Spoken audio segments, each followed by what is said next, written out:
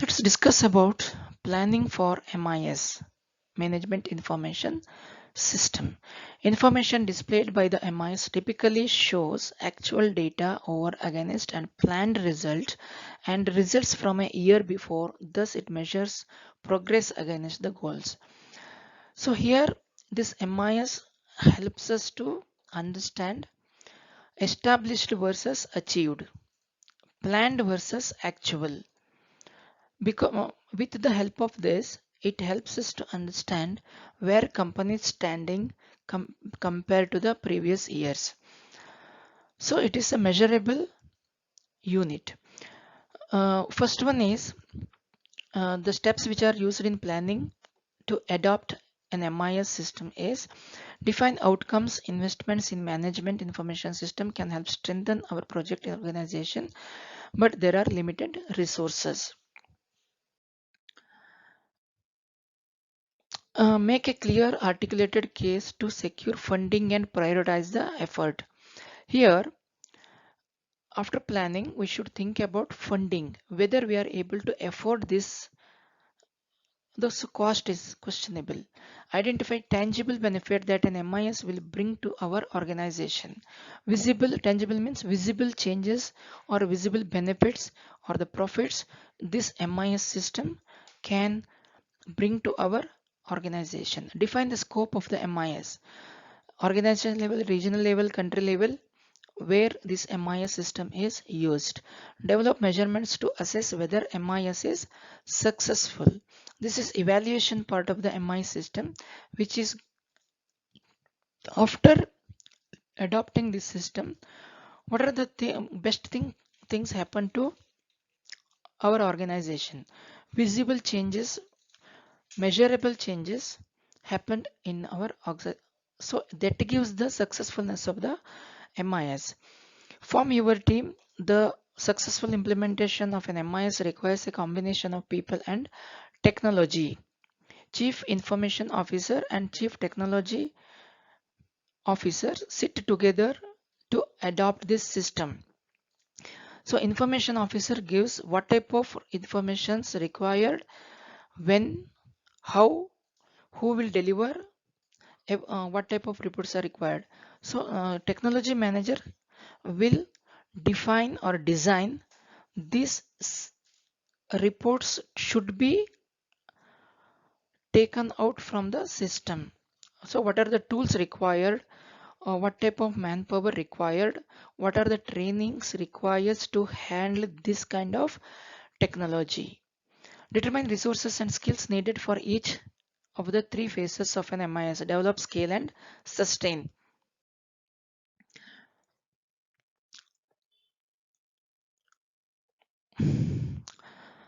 Third step is define what our system needs to do. Documentation, system requirements, and communicating them well as is a crucial. Lack of understanding between the future users of a system and the people who design it in one of the main causes of frustration, delays, and cost overruns in IT projects. A software developer develops something, but when it comes to actual application, uh, no, it cannot be used at all. So in such a situation, definitely it runs on cost and delays in getting the report, and total project will go for toss. Conduct a self inventory to map out what information systems and reporting relations already exist. Whether when we are undertaking this kind of information system, we have to first cross verify whether we have any such systems in place. If in place, how it can be upgraded, or we have to change entire system. This should be thoroughly thought of, and then we have to think upon bringing in the new system. Develop shared measures and outcomes if they don't exist already. Establish common benchmarks and harmonize reporting requirements.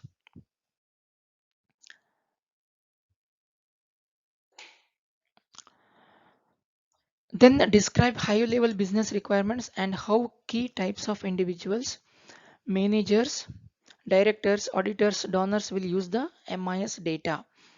It should be understandable. It should not be too technical also. Determine technical requirements for your specific context. If electricity or the internet connectivity is a problem in your context, plan for offline data entry or automatic transmission of data to a central database when the communication networks are available. Identify how newly computerized processes link to retained manual and paper-based processes. Find the right solution. There is a change of potential solutions depending on your resources and needs. This includes buying or building our system, selecting open source or proprietary systems. So we should understand range of potential solutions depends on our resources and needs. It should not be too much advanced which we are not using at all. Nowadays we are buying high-end smartphones, but we are using only internet access. Other things we are not at all using. So it is just we are paying unnecessarily for unnecessary things. Identify the best system of our for our organization depending on our resources and expected use. Software models can range from custom developed software or build a software system from the scratch to software as a service. Software as a service, SaaS. That is database and application hosted on remote servers, and software is sold offered freely as a service that can be contracted per user per month or year. Rent basis. SaaS applications are particularly useful because they eliminate need to invest in local servers or eliminate need for in-house IT staff or incorporate on-demand training and support.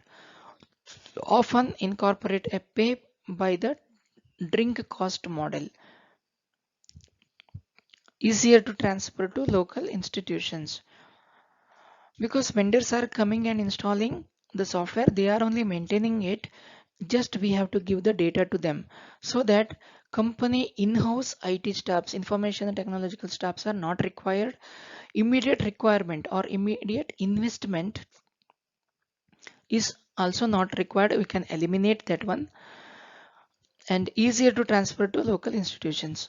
Select the right vendors. It is very important part. If you are going for this kind of SaaS, definitely the vendor is right vendor, or the selection of the right vendor is important part of the game. Asking the right questions when selecting a vendor will help us to select the best vendor for our needs. Evaluate the merit of each proposal. Evaluate the cost of each proposal and select vendor. Make a contract or a memorandum of understanding. So quality of work in less cost. Cost should be minimized. We should get good vendor so that have to evaluate the vendor in each step, whether it is in the proposal level or in the approach level or in the evaluation or making contract with them. We should be very careful. Est- Estimate implementation and operating costs. Estimate project cost for pilot, scale up and maintenance. Here pilot means the functional, technical and the organizational complexity of the project drives cost. Costs do not vary significantly for a large or small country. Cost will always same.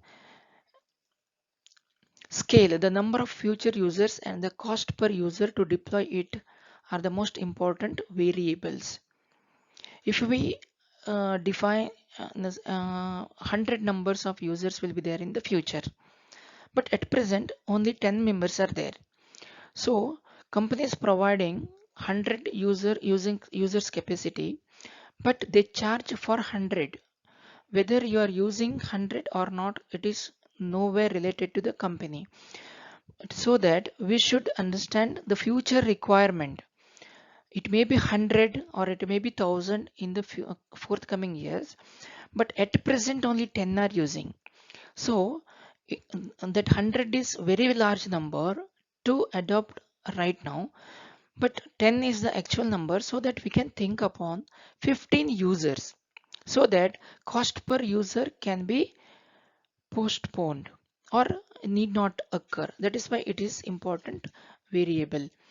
The cost per user depends on the way in which users will access this system. For example, desktop computer, mobile phone, paper, and their training requirement. Sustain. Apart from the number of users, the selected technology is critical here because it is new to the system. Trained people are not there in our organization, so company will undertake training them. For example, we are seeing Volvo buses in Bangalore, like city, right? AC buses. Normal drivers cannot go and drive this Volvo buses. They have to undergo training in Volvo center, and they have to get certification that yes, this driver is fit to drive Volvo buses. Then only he will be given authority to drive the Volvo buses. Likewise, when the technology is new, we are not aware how to use it. So that company should train them, or the developers should train them to use the technology in the proper way.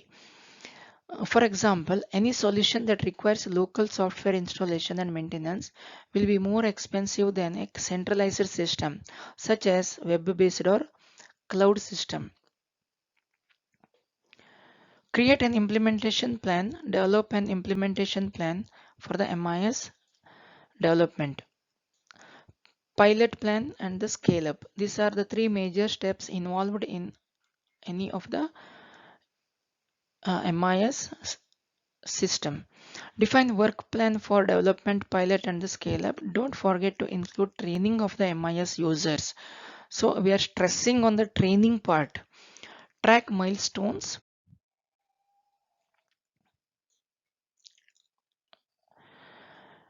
Understand and manage project risks. The 7 steps above should lower project risk by aligning requirements to organizational objectives, understanding the cost, planning appropriately, and choosing the right vendors. So these 4 stages are very important. One is organizational objectives. Why we are going to use this system or to adopt this system? What are the costs involved? Planning appropriately. So proper planning to implement it or to get that MIS system. Choosing the right vendors. In addition, consider the following types of risks below.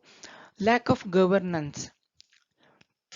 Many cite lack of leadership buy-in as the most important factor for the project failure. Here, leadership will lead the entire project. If the leader is not able to understand the technology and the cost involved on it, and the organizational objectives are clubbed together, so he fails to plan and implement it, and he fails to select the right vendor. That leads to overall failure of the project. Poor management. The management team lacks the technical capacity or the organizational authority to provide the project the stability needs. Development risk relates to changing user requirements and a misleading or misunderstanding of the technology that is being used. Development risk stems from a failure to manage the changes that will affect the organization because of new information system. When trained people are not there, definitely if they are deployed to do work on that system, definitely it will lead to the failure. The manager cannot manage that particular system, leading to unnecessary burden to the company. Operational risk arises when the organization is not ready to support newly introduced technologies over the longer term.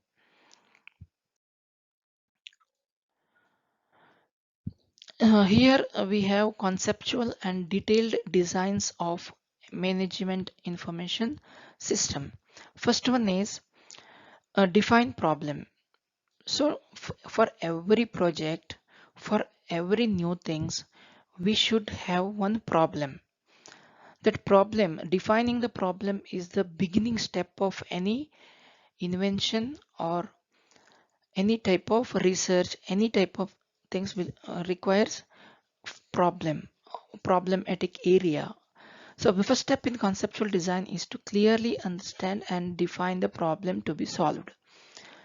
There may be thousands of problems in an organization, but prioritizing them gives the base for this conceptual design. The information needs of the organization are to be identified and understood in this step, which can be determined by understanding the mission, objectives, operating plans for the business. Second one is set system objectives. System objectives should be stated in quantitative terms. Quantitative terms means it should be understood in, or it should be quantifiable, or it should be measurable. For example, pay salary to 100% employees by the last day of the month. Here salary is nominal and 100%, this is quantitative term. 100% includes all the employees. They may be in the higher management or in the middle management or in the operational management or low level operational management. They should be paid salary on the last day of the month. So this is set system objective. Third step is to identify the constraints. Constraints are the limitations. System constraints may be classified into two categories. One is external constraints and one is internal constraints. These are external to the organization. External or constraints are external to the organization, outside of the organization. For example, constraints imposed by the customers, the government and the suppliers. So we are dealing with the external environment here. Internal constraints imposed from within the organization, for example, non-cooperation and lack of support from the top management.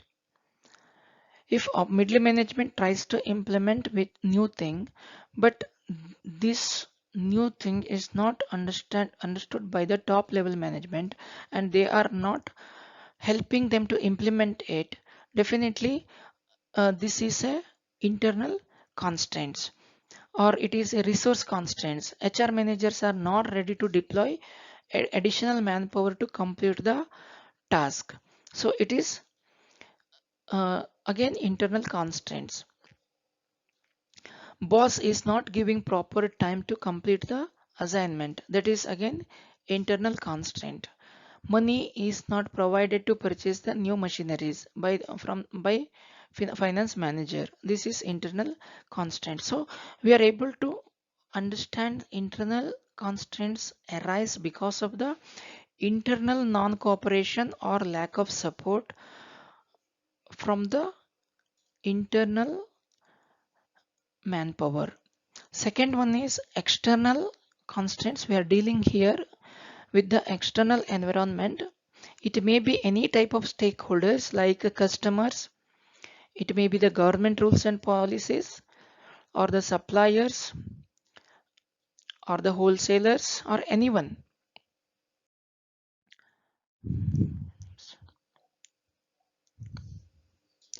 Next is determine information needs. For determination of information needs, users should specify what they want out of an information system. What is expected? Second is items of information that are needed to achieve the predetermined objectives, which are the materials required. Fifth one is determine information sources, where from you are getting the information. They are classified into two major things. One is internal records and the external records. The internal records may be in written form like files, inputs and outputs. correspondences, reports, whereas external records may include trade publication, government statistics, etc. Second one is managers and operating personnel.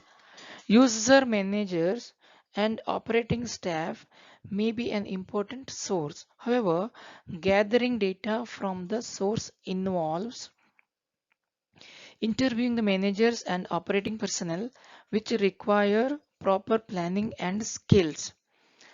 Then develop various designs. More than one alternative conceptual designs are to be developed, which are compared to select the optimum one which meets the requirements of the users in the organization. Second one is whether it is cost effective. So first one is merit. Merit means performance of the system. Second one is cost effective. Various criteria can be adopted as a basis for evaluating the design, such as economic performance and the operational criteria.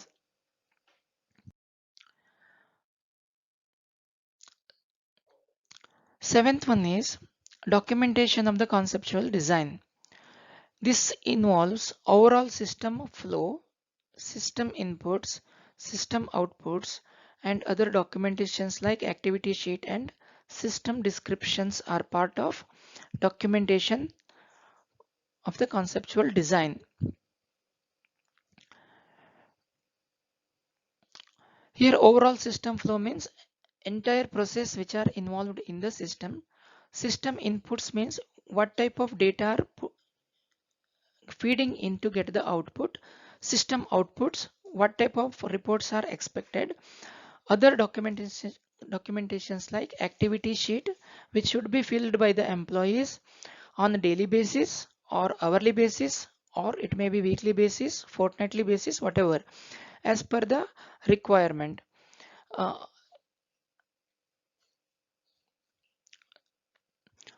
Then is report preparation. The report prepared should mention the problem, objectives, and an overall view of the system justifications for selecting the alternatives, and many more. With this management information system according to the syllabus ends. So here management always looks for timely, accurate reports to make the decision. Until and unless top management gets the proper reports, they cannot take the appropriate decisions to cut the unwanted things in the organization and to minimize the cost. Ultimately, this system helps us the organization to gain more profit. Ultimately, the business performance will be enhanced. Thank you.